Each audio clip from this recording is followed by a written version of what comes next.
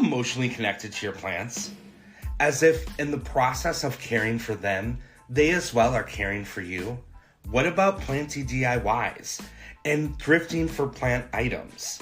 If I have your attention, then the Plants by Wade Lee podcast is for you. Join me, plant friends, as we dig deep and experience the magic of plants.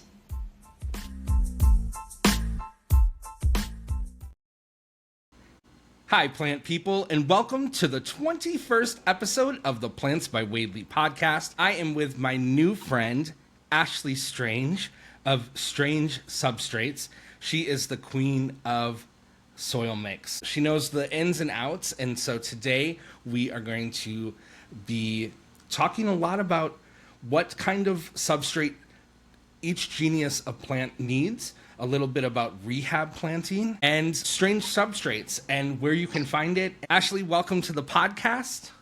Hi, everyone. Hi, Weed. Thanks. Hi, Weed. Hi, Wade.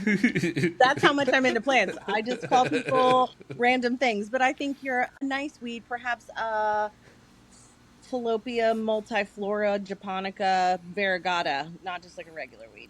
Yeah, my close friends would say another kind of weed, but yes, but I'm trying to keep it profesh. So we'll go with my favorite weed right now that everyone is spending thousands of dollars on, and it is actually an invasive weed. And I even succumbed to it and imported one myself. I'll have to show it to you before it's over with. It's kind of amazing. Yeah, we also are going to talk about these awesome moss poles you were showing me. They are so cool and very like a DIY, something that you could do at home.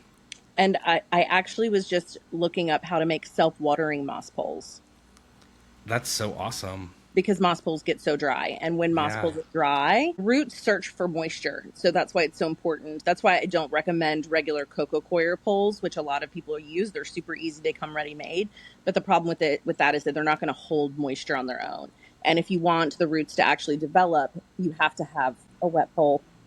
How did you get started with plants and creating substrate?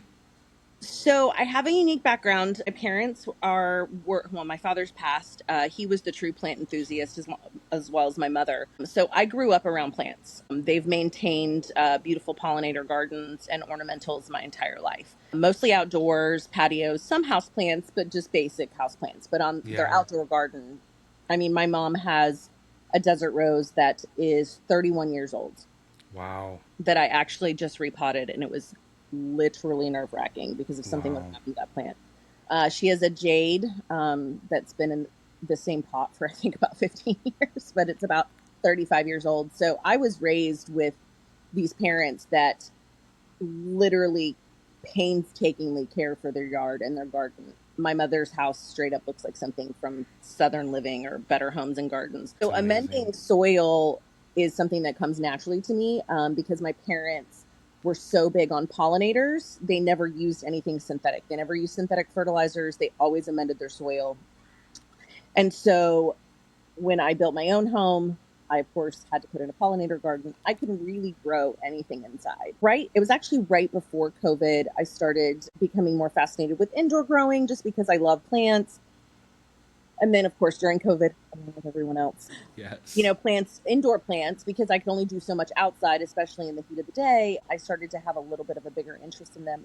What I was surprised at was that I could not grow them indoors. I would buy Fox Farms or I would buy bagged potting mix and the best that I could get. I wasn't using, anything cheap. And they would do well for about 6 months and then they would decline. And so down the rabbit hole of, and what I didn't understand is how I could grow anything outdoors, but I couldn't grow anything indoors. So down the rabbit hole of research I went, because one of the things that I had challenged with is when I would look on the back of these bags of pre-mixed potting soils, they were kind of nutrient deficient. And even the things that they listed, there was always a disclaimer at the bottom that they couldn't guarantee how much of it was in there, whichever. So I started to apply some of my knowledge of outdoor soil amending and apply it to indoor growing mediums. My first recipe was something I'd gotten online. It was basic. It was like 5 ingredients and the plants did better, but I was like, I spend all this time, energy and effort amending soil outside, which already has access to more organic matter than an indoor plant would. So Naturally. Yeah. worm castings just isn't enough because it's living in this one pot for however long until you repot it. And I don't have a problem with using synthetic fertilizers and things like that indoors because obviously you don't have pollinators, but then you run the risk of salt buildup, root burn, and I don't like to only rely on those for robust growth. So that's when I Yeah. started doing more research about adding more and more and more and more. And I think, I mean, my one substrate I think has like 18 different things. Wow.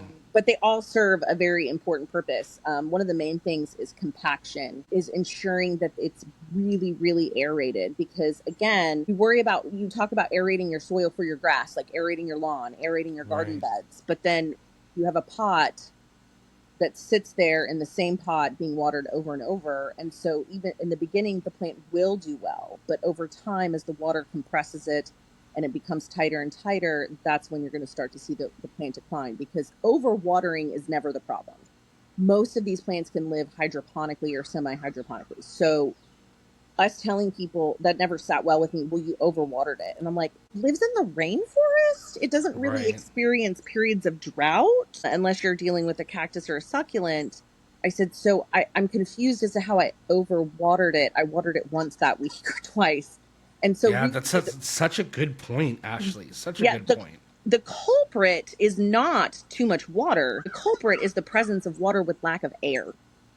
Right. They're living, they need air with water in order to live. They can't have one or the other. It's just like if you grow a plant hydroponically and you don't aerate the water, it doesn't get enough oxygen, the plant will die. So you have to have the presence of air and water for the plant to thrive. And so that's why I really played with the textures. A lot of my mixes have the same ingredients but in different particulate size, Right. in order to ensure even airflow and consistent moisture based on the pot size or its natural growth habitat. So actually, I have a clear pot right here. This anthurium has been in this pot for a good year. And if you look, You even can at the see the roots. bottom, Yeah. there's still consistent air pockets all the way throughout and really healthy roots.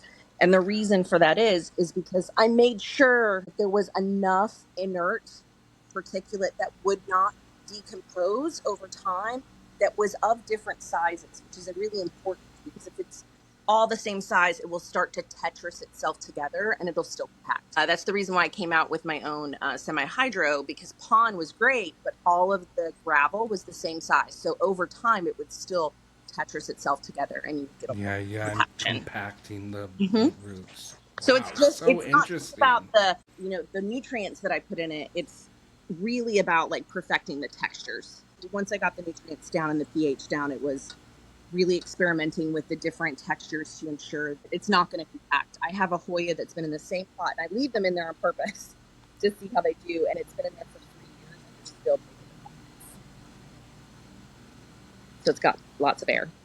Did that answer your question? Sorry, I can go on and on about the soil science. I love it. I mean, and everyone listening are such plant nerds, so you're in the right company. The Most right people's company. eyes just glaze over, and I'm like, and then zeolite, and then why geolite's better than leca, and then I put crushed oyster shell because it's a slow release cow mag that won't burn the roots.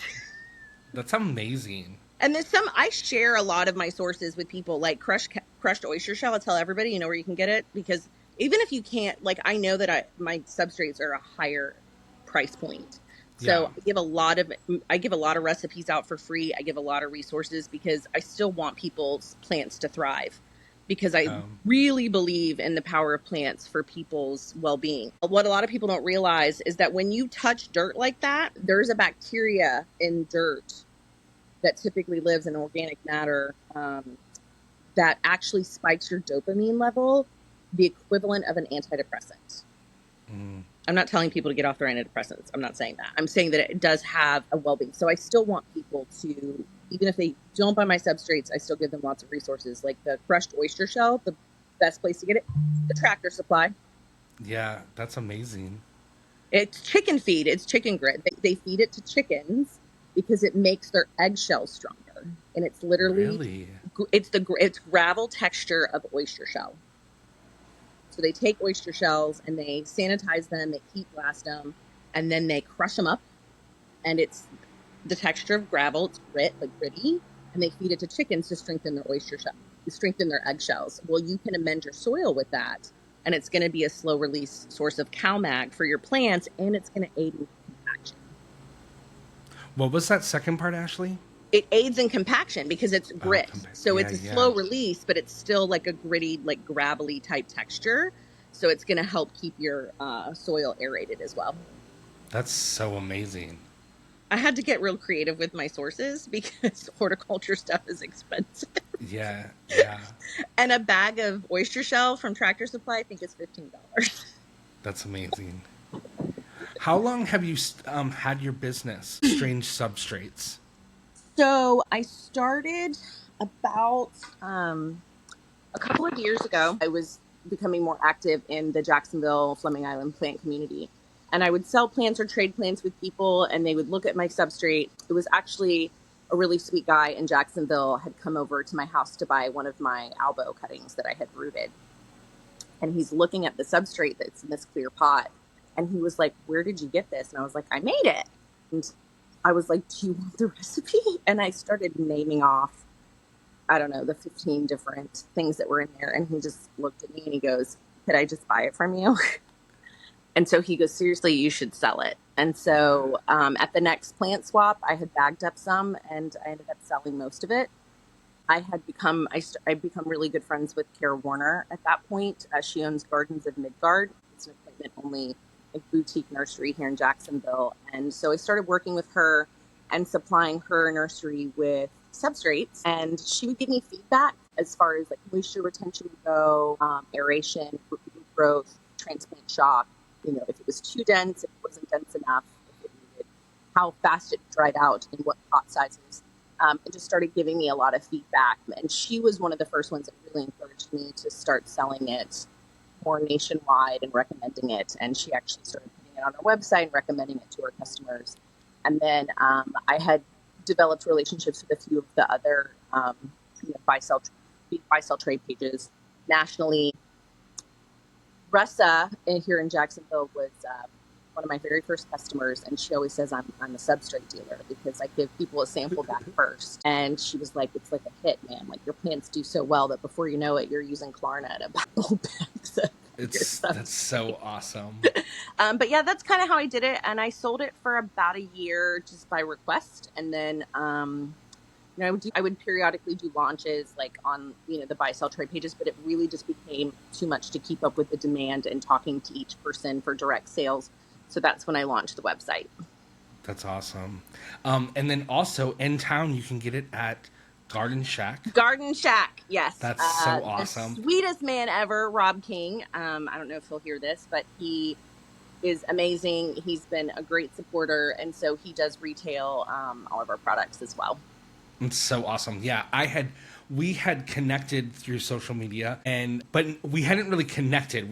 You had invited me to a few of the purge pages and things, and then I saw the substrate at Garden Shack one day because I sped from Daytona. I was in Apaka at the nurseries picking up some plants, and I saw the Thai constellations there for the price as they were at the big box stores. And I sped all the way in there. And I think the gentleman that you're speaking of was like, "Oh, I sold them all." And I was like, "Really? Darn it." That would have been Rob. He's very I was like, "I sped here." And he was like, "You did?" And then he turned around and he's like, "There's actually one right here you can take. And it's this one right here." It's so funny that it's this one too. I didn't even think about this. It's so cool. Yeah, it's this one. And it's done the best. Speaking of strange substrates, yeah, let's talk a little bit about the names. You so graciously sponsored the first Sip in Succulents, which was a sold out event, and everyone went home with the Thirsty Bitch and also the Begonia. Yep. Begonia. And the Gangster Grit, which is right here, and Bitchy Begonia. Bitchy Begonia. Yes, I love these names. And everyone that was picking up the bags, they were like, oh my God, this is amazing. I mean, I said, it's not just like a cute, catchy name, though. It's like is made with love. So it was important to me that it had good branding because a lot of people are not interested. I run into two types of people. I run into one type of person that wants to know all of the science, and then I run into another type of person that's just like plants are pretty and I don't want them to die. And I mean, honest to God, Kat Corby said it best when she first interacted with me. She was just like, "That's money I could spend on plants," like she's like, but the catchy names do kind of make it a little bit more enticing than just saying it's a bag of dirt or strange substrates on their own. And they all kind of have a name that renders that kind of lends to what it does. Like I always say, Bougie Bitch was my actual like very first recipe. It's bougie because if you put a plant in it, if it's a small pot, you don't have to water it a lot because it's got lots of air pockets. And it's better for like diva plants, even in large, pots, because those are your babies who've grown them for a really long time. But I noticed it did have not as much moisture retention, but I have die-hard fans, so there's no way I could change it. So that's when I came out with Thirsty Bitch for the thirstier plants. And then Gangster Grit, because like to feign indifference, but they're actually can be a little bit more fussy. And then Bitch and Begonia is because begonias are rather dramatic. And oftentimes they look like they're dying. And then you just give them a little bit of water and they look just fine. Like they're very fussy.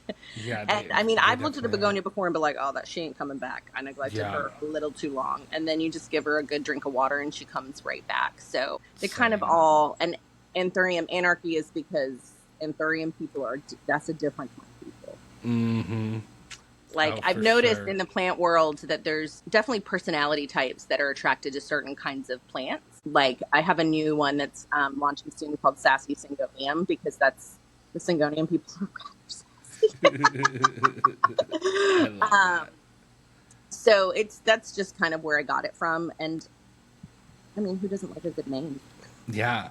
Well, and that's not all you carry too. You have tree fern. What is tree it fern called? fiber? It's fern imported fiber. from New Zealand. It is so Anthurium anarchy is actually the same exact substrate as Bougie, except for with the exception that I don't use cocoa. I use tree fern fiber, which I actually, if I had to do it all over again, Anthurium anarchy would be the Bougie because she's actually more expensive to make. Most of her ingredients, her base comes all the way from New Zealand. Yeah. But like I said, I have some pretty diehard people, so I can't change it. Yeah. But tree fern fiber is amazing. You can grow just in tree fern fiber if you grew in nothing else.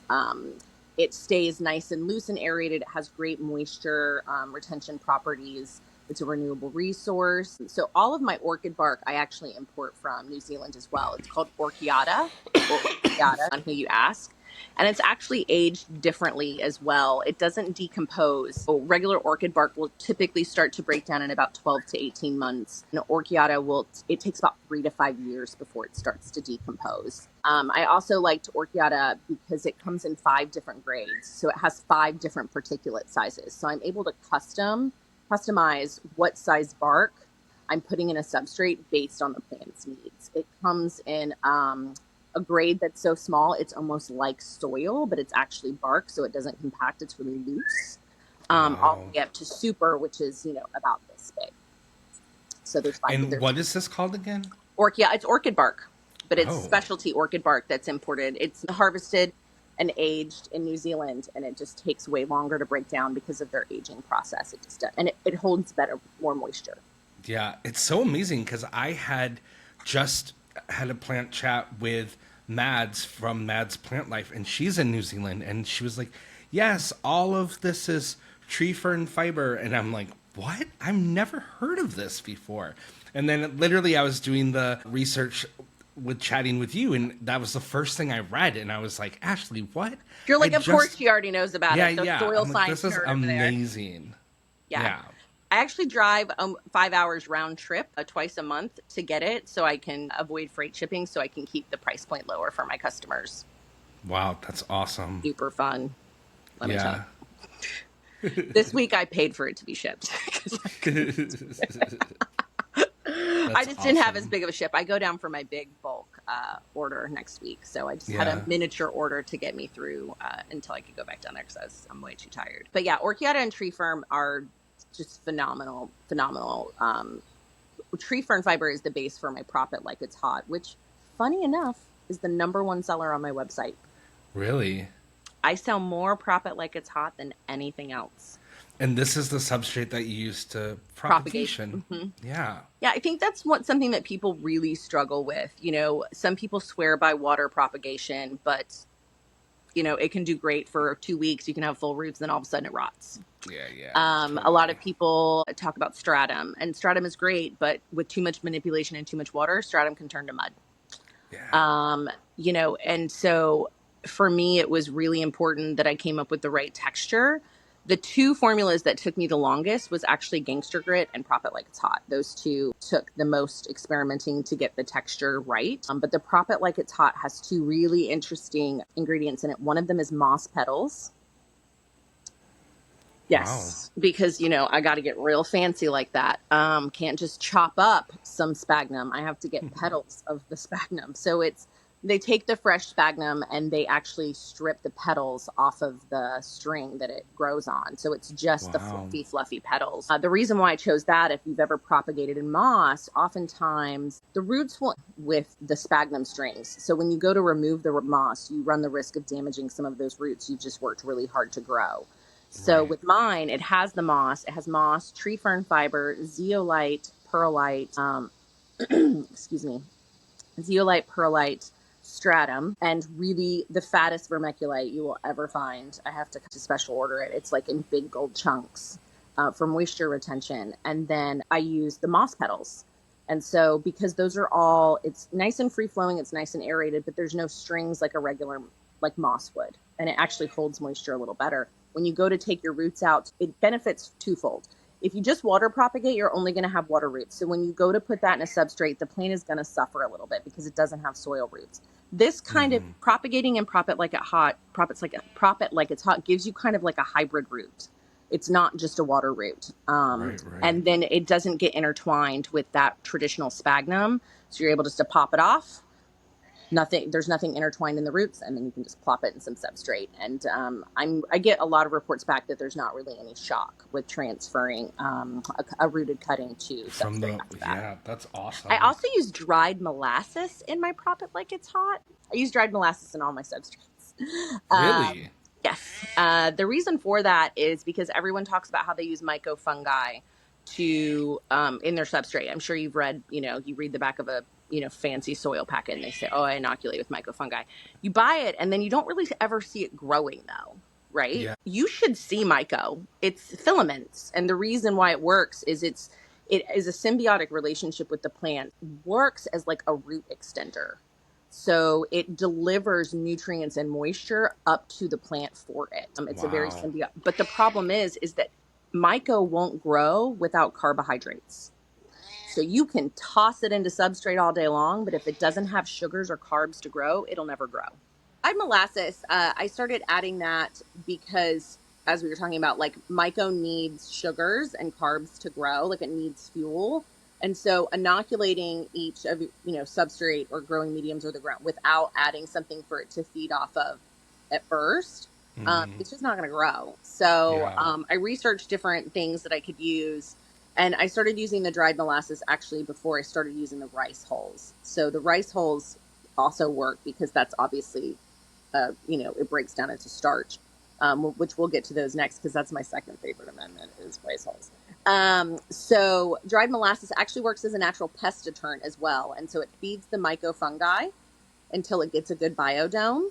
And then it works as a natural pest deterrent as well. And it makes the substrate smell really good. Wow, that's amazing. I get it in giant, huge feed sacks. And it's just dry. It's like a It's granules. powder. It's Oh, literally it's like granulated molasses. wow. Who would have thought? You Yeah. got to go deep down those rabbit holes to find dried molasses. Yeah, I couldn't imagine. But that's what I loved, about first talking to you too. Like, I, and we said this off camera, there's those people that are in the business who it's strictly a business, and then there's the people who are very passionate about it. And 5 seconds in talking to you face to face, I was like, oh yes, this is my new plant friend. Like, Yeah, she gets it, and you've put the time and energy into knowing what really works. there's been a lot of fails, trust me. Yeah. Killed a lot of begonias. That's the number one. Like that one took me a hot minute to figure out because they're real thirsty, but they also need lots of air. Yeah. Um, the second amendment I thought, and this is a really easy one for people to use themselves, even if they, don't buy my substrate, silica is kind of like the unsung hero for plant care. I think it really is kind of a safeguard for a lot of things. Silica helps your plants be more resistant to pests, viruses. It really helps the plant on a cellular level. It also helps the plant, especially, everybody loves everything variegated because who doesn't? Right. Because each Yeah, leaf is a yeah. whole new, like nature's work of art. Like we're always anticipating that leaf unfurling to see what variegation is going to be painted on there. But we like these highly variegated plants. They deserve a little bit of extra care because they don't have the chlorophyll in those parts of the leaves, so they can be more prone to browning. And that's the reason why silica is super, super important. And you can supplement your liquid fertilizer with silica. But again, so when you use silica in a watering schedule, you have to be very cautious with it because you have to put it in your water at least 15 to 20 minutes before you add any of your nutrients. And I think a lot of people don't know that. If you add Really? silica and then you immediately add your nutrients, it actually doesn't allow the silica to bond with the water, and it causes nutrient lockout. So your Wow. plants will actually not benefit from any of the nutrients you just spent money on and put in your water. So you have to put the silica in for a minimum of 15. I let mine sit for 20 before I water the plant. But I'm just going to be honest with you. I have over 400 potted plants. Sometimes I'm a little lazy about the silica and the nutrients, and I really Yeah. want any sort of additional like fertilizers or nutrients or silica to just be an added bonus. I want the substrate to kind of really be the star where you don't have to depend so heavily on supplementing. The nutrients. Yeah. So through some research, rice hulls, which people use to brew beer, Mm-hmm. it's the soft papery shell that the actual grain grows in, and it kind of has the consistency of like really fluffy perlite, but in like little tiny wispy things. It takes about a year for them to completely break down, and as they break down, they act as a natural, slow release, bioavailable source of silica for your plants. Wow. So that's going to help give them that kind of state. It kind of helps, like I said, give them some resistance to pests. It's really going to help your variegated plants not turn like a brown color or get super crispy leaves. And in my collection, I have a lot of really highly variegated plants. Right. When my phone gets done charging just a little bit more, I will show you a couple of my like really, really highly variegated ones that don't have a single brown crispy leaf. And I do not use a humidifier. Wow. All of my plants grow in ambient humidity. And so I wasn't interested in keeping a humidifier in my house because that ups the chances of mold. Right. And in Florida, that's a no bueno. Yeah, yeah, yeah. Mold is just so rampant here anyways. So yeah, all of my plants grow in completely ambient humidity, and I have no brown leaves. Wow. Rice hulls actually are really good too. If you ever watch any of the growers from Indonesia and Thailand, you'll notice that a lot of them, the top of the plant, the substrate is all rice hulls. And the reason for that is if you put a layer of rice hulls on the top of your substrate, fungus gnats won't lay eggs in your dirt. Wow. Just fun, filled with really fun, The boring things. science facts. No, I love it. I was just going to say the things you learn on the Plants by Wadley podcast. I love this. So many things. I could it's go on for forever. Yeah, it's so good. Of why texture is so important. And like I said, people can do this on their own. I'm going to set you down for like 2 seconds, okay? Okay. Texture is really important, and it's something that people can play with on their own, like I said, even if they don't buy my substrates. So I have this really huge alocasia Wenti splash. I don't know if you can see how pretty her leaves are. Look at her substrate. So she has a tighter substrate, right? Even though she's in a really large pot. So the chunks aren't as large in this one. So as I was showing with the alocasia, like that had a smaller particulate size, right? Because they, everyone talks about root rot with alocasia, and really what it is it just doesn't have enough air. Alocasia grow in very like wet, kind of like swampy, tropical, so they need lots of moisture. The key is that it just has consistent airflow. So I reduced the particulate size in some of them for those plants that they still need the consistent airflow, but they need a little bit tighter to hold on to more moisture. And I upped the amount of vermiculite that I put in there in order for it to hold on to some more moisture. And the tree fern fiber is amazing. And see, and the reason why I put back to the dried molasses, because I still live with it. Dried molasses is on the Prop It Like It's Hot because the myco fungi helps with root growth. So when your roots start to grow, they're not very robust, so they can't, uptake as many nutrients. So if you have the presence of the myco, it kind of extends the root system that it doesn't have yet. Just to bring it all the way back around. It's so much science fact. I really hope when Because it really does a they lot don't of think stuff. I'm boring. It is. It's like just the molasses itself as a pest control and yes, an agent to help the roots grow. There's all the amendments kind of form a nutrient. I try to really, the outdoor plants growing in the ground just have access to so much more, and that's why I think that if potting media needs to be incredibly nutrient dense, and it needs to really kind of form this biodome to aid the plant, because it's living in just this little container for so long, and it doesn't have access to all the organic material. An outdoor plant, its leaves are decomposing near it. Little lizards are dying and rotting. Like all of these things to kind of aid in the nutrition of the plant, and I want it to be nutrient dense, so that way the plant can live as happy as it can in such a small, kind of controlled environment, if that makes sense. Yeah.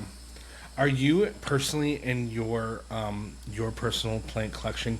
Are you adding extra nutrients into the fertilizer or into your watering routine?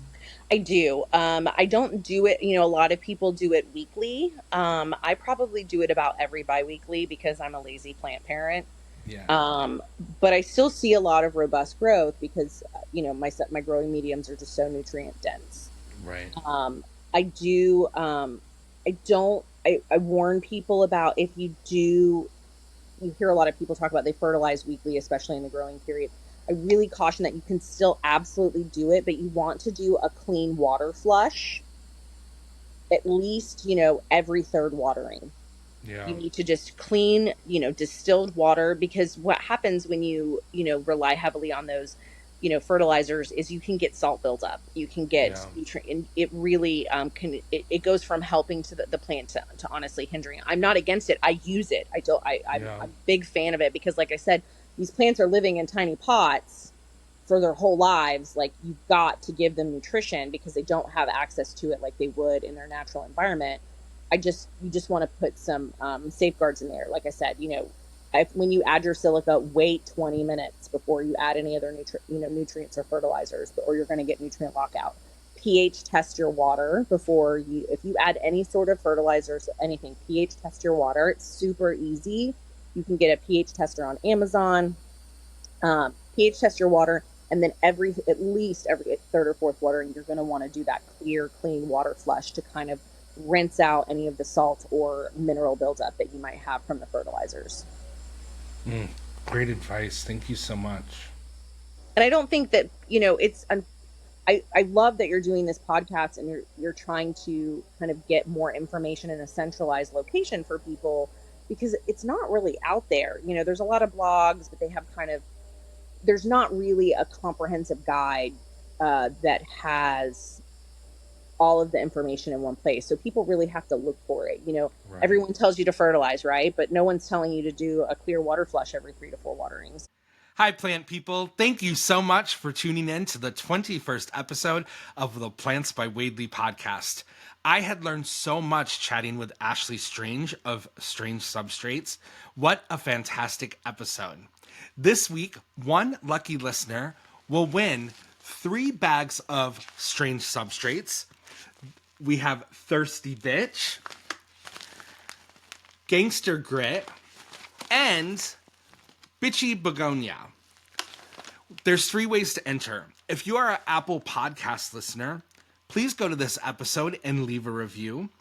If you are on Spotify, you can answer the episode question to be entered in.